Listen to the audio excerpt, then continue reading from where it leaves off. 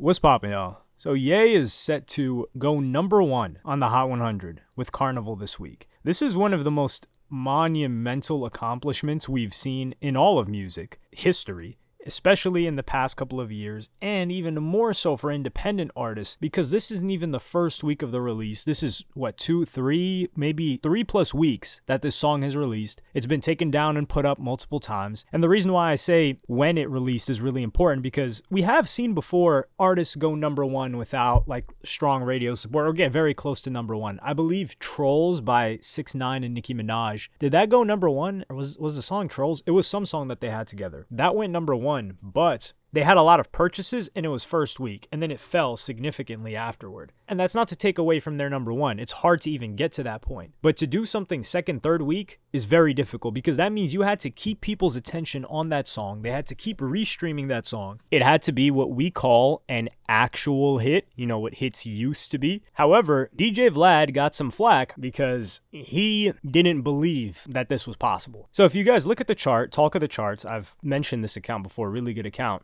It shows that Ye's about to go number one. He's going to beat out Texas Hold'em. That was number one a couple of weeks ago. Look at this. Weeks on the chart, 5. So on the 5th week of the chart, Ye's Carnival goes number one. That's mind-blowing. Most songs that debut in the top 10, they just fall out by the 5th week. Some of them aren't even on the charts anymore by the 5th week. And I can get into some of the details a little bit later, but that's not the main topic, so I'll save that for later. So someone quote tweeted this and said, Vlad said last year, Kanye is never getting another number one song. He can't make a hit anymore. It's over. And Vlad responded and he said, never said that. In fact, I said he will always have music fans and be able to tour. Post the interview where I said he will never get another number one song. Now, saying someone will always have music fans doesn't mean that you think they can get a number one again. Big Crit still has music fans, but Big Crit is not touching the charts. And we got a reply, which was in this interview that he says it. It's DJ Academics, Drake and SZA slime you out. We can't show anything Vlad related on this video. He's always got his finger on the trigger. He is militant with content, so I can't even show you guys that, but that's the title of the video, and you can watch it. It's around the 6-minute mark. And then Vlad responds and he says, in that conversation, I never said he wouldn't go number one. It was a discussion about whether he could do it or not. And then he replies and he says, come on, Vlad, listen to your tone. Nobody asks questions like that and is 50-50. You were very confident he would never get a number one. I expected you to reply like this, but anyone with 2 ears can hear what you really meant. You can try to put all the words in my mouth that you like. The bottom line is that I never said it. I'm actually surprised that Carnival is the song that is topping the charts right now. I feel there are better songs on the album. I just urge you guys to watch this clip of the interview for yourselves. I posted it on IG. One of the quotes from that segment of the interview said the following. By Vlad's own words, he said, he's only had 2 number one Billboard songs in his entire career. Do you think that he has the ability to do a Gold Digger or stronger caliber song left in him? And then he goes into saying how important the machine is behind somebody, and Ye doesn't have that anymore because of, everybody pretty much cutting him off, this and that. So do you really think someone that said that is in disbelief that a number one can happen for Kanye West? Did that person explicitly say it? No. But, you can allude to things. And if you believed that it was possible, you would say, oh yeah, I think it's possible. But it would be very difficult for him. So you would say that it's possible. Vlad never said that it was possible. Now, that doesn't mean Vlad explicitly said, oh no, this is impossible, he'll never do it again. But come on, trying to play it off like that is disingenuous. He's an interviewer. He knows how to talk. He knows how people talk. If someone else said this, he would be grilling them in the interview. If Boosie said something like this, he'd be like, come on, Boosie, we know what you meant. So, to Vlad, come on, we know what you meant. And it's fine to not have believed that Ye was going to get another number one. Now, if somebody asked me that, I would have said, I think it's possible. But it would be a monumental challenge. If someone told me on the 5th week that a song that Ye released and it didn't go number one any of those other 4 weeks prior, and then on the 5th week it would go number one, I would tell them no, because that's how unlikely for something like that to happen is. Just a number one already is difficult, but getting it, climbing the charts to get to it without radio play, that's an entirely different beast. So for that, I would have said, less than a 1% chance. Way less than a 1% chance. So I would have been doubt. But with number one in general, yeah, I would have said it's possible, but it would be difficult, which is in stark contrast, because there was a back and forth between Academics and Vlad. Academics was like, yo, you don't think Ye can go number one? Come on, man. Ye has shown us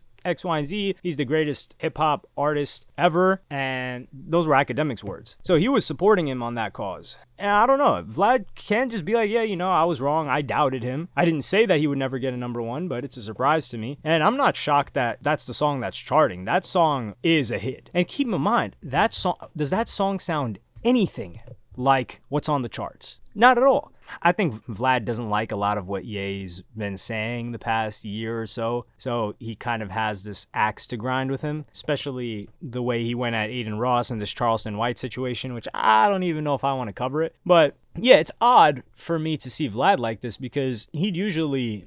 capitulate isn't the right word, but he'd usually be honest and fair and say, hey, yeah, he got it. Congratulations to him, which he didn't even, well, I didn't see it. I didn't see him say congratulations to him or anything like that, which he doesn't have to. Now, circling back to why this is so impressive with the Talk of the Charts list, where it shows you the points, because basically they score it on a points system. So if you check the points, it shows units is how much it moved on the right. So Ye's Carnival moved more units than anything on here. Double some of these that are in the, like for example, Jack Harlow's Lovin' On Me, it doubled the units on that. But that's not what counts for it. It's the points that count. And certain metrics are weighted more. For example, there's sales, which is people buying it, let's say on iTunes, physical copy, whatever. There's streams that are weighed a certain amount. There's airplay that's weighed a certain amount. And those are combined into units and into points, which is what makes it rank for the Hot 100. The thing that has the strongest weight is sales. So if someone can move a lot of unit purchases, it's going to weigh more than anything else, which makes sense, right? You've got people to actually pull out their credit card and pay for something. That means there's a lot of strong interest on that thing. Streams, I don't know how much that weighs, but I know airplay has strong weight too. And if you take a look at Ye compared to everyone else, his sales this week, because I was saying this is weeks on the chart, this is 4 or 5, sales was 2.5K. The person that got close to him, number 2, Losing Control, that guy sold 29K units that week, which is really, really impressive. So streams, Ye pretty much outstreamed everyone on here. I think streams are a very important metric because it's the most quote unquote organic, right? That means people are actually spinning it. They're choosing to play it. Maybe they're playing it from playlists and all that, but that doesn't take away from the fact that it's being streamed, which is 97% of the units and points that Ye was able to accumulate. And keep in mind, this 33.6 million streams is in the United States, not counting the entire world. So airplay, he got 2%, which is 4 million. So compare him to every single other person on this top 10. You've got Losing Control. That guy got 50.9% airplay, 50.9 million airplay. Jack Harlow, 76.5. So Jack Harlow, they're spinning this everywhere, which is crazy because I haven't heard it anywhere. 25 million, 36 million for Beyonce, 54 million for this girl Tate McRae, 5.8 million, which isn't that much. This is another person that's low, which ironic. This is a country artist, I think. So he's getting a lot of streams. Agora Hills, that's being carried. Great song, by the way. We love Doja Cat over here, her music. So all of these, they're getting carried heavy by streams. Most of the songs in the top 25. Bryson Tiller, he's doing his thing from streams, so he got to like top 20. Shout out to him. He's still doing his thing. Flowers by Miley Cyrus. Like, I can't believe this thing is still here. But look at all radio. These songs are getting cranked on radio. So if you're getting 2% radio play, 4 million, you're pretty much kind of blackballed, I would say, for being honest. And for you to still do number one and outstream all of these others that are getting way more push than you, that is an incredible feat. And what I think really helped Ye with this is the fact that a lot of these other artists are universal artists. Because if we look at Billboard, TikTok's top 50 on Billboard, Ye was number 1. So Carnival was number 1 on Billboard on TikTok's hits. And remember, Universal just removed all of their music from TikTok. And if you take a look at the charts on TikTok, you see 21 Savage, which I believe he's Epic Records, which is Sony. So Sony is not Universal, and he has a joint deal with them. But if he was under Universal, it would be taken off. So you just see 21 Savage there, right? But everyone else, YG Marley, all of these other people aren't even in the top 10. Bobby Caldwell, is that guy on that list?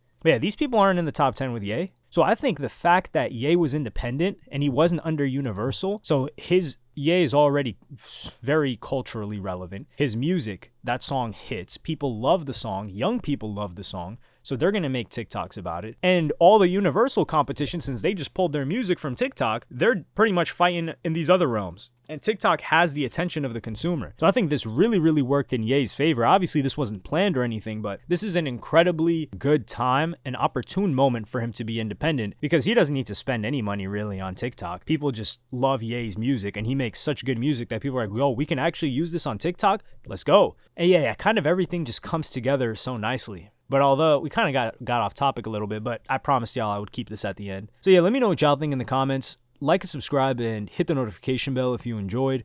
Follow me on Twitter and Instagram. Thank you for watching. Peace.